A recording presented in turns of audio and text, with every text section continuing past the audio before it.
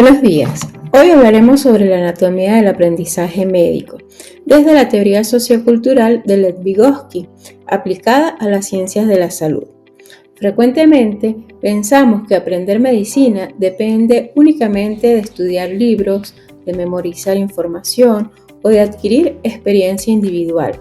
Sin embargo, Vygotsky plantea algo distinto. El aprendizaje humano ocurre principalmente mediante interacción social. En otras palabras, el conocimiento clínico no nace en el vacío, se construye mediante el diálogo, la observación, la guía, la experiencia compartida con otros profesionales.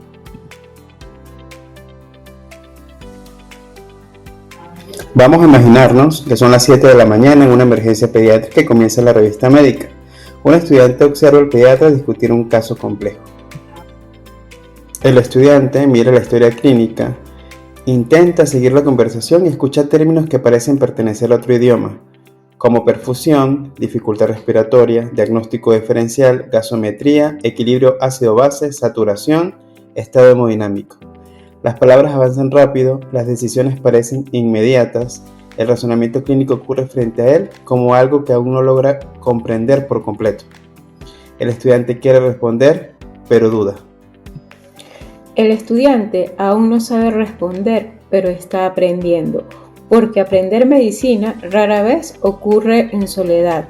Aprendemos hablando, observando, preguntando, equivocándonos y creciendo con otros. Entonces nos preguntamos cómo realmente aprende un médico. Y Lev Vygotsky propuso una respuesta hace casi un siglo. Lev Vygotsky fue un psicólogo ruso nacido en 1896 y considerado uno de los autores más importantes de desarrollo cognitivo. Su principal aporte fue demostrar que la mente humana no se desarrolla de forma aislada, sino dentro de un contexto cultural e histórico. Para Vygotsky, el aprendizaje ocurre primero en el plano social y luego se internaliza individualmente. Además, trabajó en áreas relacionadas con educación, neuropsicología y desarrollo infantil, convirtiéndose en uno de los pioneros de la teoría sociocultural del aprendizaje. Uno de los principios fundamentales de Vygotsky es que el aprendizaje ocurre dos veces. Primero, entre personas, en un nivel social o interpsicológico, y posteriormente dentro del individuo, en un nivel intrapsicológico.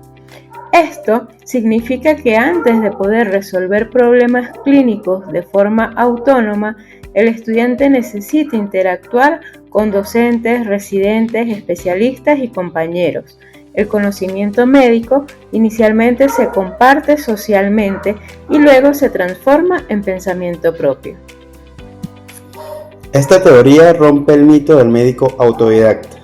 En medicina, aprender fisiología, farmacología o semiología requieren interacción humana constante. Las discusiones clínicas, los pases de revista, las guardias y la observación de médicos experimentados son esenciales para desarrollar razonamiento clínico. La experiencia compartida funciona como el verdadero motor del aprendizaje médico. Por eso, aprender medicina no consiste únicamente en acumular información, sino en participar activamente dentro de una comunidad clínica. Uno de los conceptos más importantes de Vygotsky es la zona de desarrollo próximo o ZDP. La zona de desarrollo próximo representa la distancia entre lo que el estudiante puede hacer solo y lo que logra hacer con la ayuda de un guía experto. Por ejemplo, un interno puede reconocer signos vitales alterados de manera independiente, pero necesita orientación para integrar esos hallazgos y llegar a un diagnóstico complejo. Según Vygotsky, el aprendizaje efectivo ocurre precisamente en esa zona intermedia, donde existe acompañamiento y desafío intelectual. Aquí podemos observar un ejemplo aplicado al ámbito hospitalario. De forma independiente, el estudiante puede identificar fiebre o taquicardia y solicitar laboratorios básicos. Sin embargo, cuando interviene un especialista, el aprendiz logra interpretar una gasometría compleja, integrar hallazgos clínicos y plantear diagnósticos como por ejemplo el shock séptico. Esto demuestra cómo la guía temporal permite alcanzar niveles superiores de razonamiento clínico. Con el tiempo, ese apoyo disminuye y el estudiante adquiere autonomía. El concepto de andamiaje se refiere al soporte temporal que brinda el docente mientras el estudiante desarrolla competencias. En medicina esto ocurre constantemente. Al inicio de la residencia, el especialista interviene de forma intensa, corrige errores, orienta decisiones y modela el razonamiento clínico. Pero progresivamente el apoyo disminuye para permitir que el residente actúe de manera independiente. El objetivo final del andamiaje es desarrollar autonomía diagnóstica y terapéutica. Desde la teoría vygotsquiana, el docente no es simplemente un transmisor de datos, tampoco es un evaluador punitivo. El verdadero educador clínico funciona como mediador de aprendizaje. Diseña preguntas, estimula el razonamiento, modela la forma de pensar y proporciona herramientas cognitivas para interpretar la realidad clínica. En otras palabras, el docente ayuda al estudiante a aprender a pensar como médico.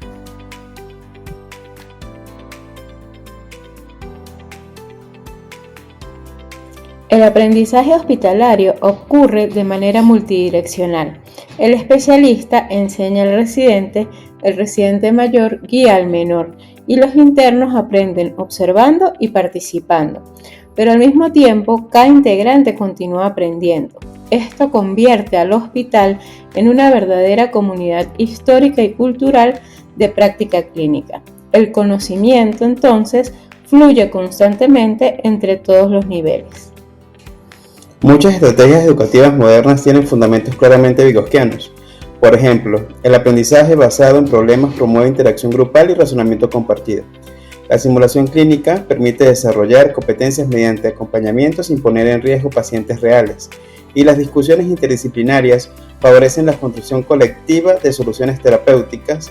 Todas estas metodologías dependen de interacción social y mediación cognitiva. Observamos cómo los conceptos de Vygotsky se relacionan directamente con la práctica médica. La mediación ocurre durante tutorías y pases de visita. El desarrollo interpsicológico aparece en la discusión clínica grupal y el lenguaje médico organiza el pensamiento diagnóstico. Esto demuestra que la teoría sociocultural continúa completamente vigente en la educación médica moderna. En pediatría y en ciencias de la salud, el andamiaje adquiere enorme importancia. Permite adaptar el aprendizaje según las necesidades del estudiante y también del paciente. Por ejemplo, en personas con trastornos por déficit de atención o dificultades cognitivas, el apoyo contextualizado facilita la adquisición progresiva de habilidades. Además, el uso de herramientas visuales y tecnológicas mejora el desarrollo cognitivo, socioemocional y la autorregulación. Finalmente, nadie aprende medicina completamente solo. Detrás de cada médico experto existe una extensa comunidad de práctica, historia y cultura que acompañó su formación. Todos tuvimos docentes, residentes o colegas que explicaron, corrigieron y guiaron nuestro razonamiento. Antes de enseñar, primero fuimos aprendices. Como conclusión, podemos decir que primero, el aprendizaje médico es un proceso profundamente social. Segundo, el docente actúa como mediador y facilitador del pensamiento clínico.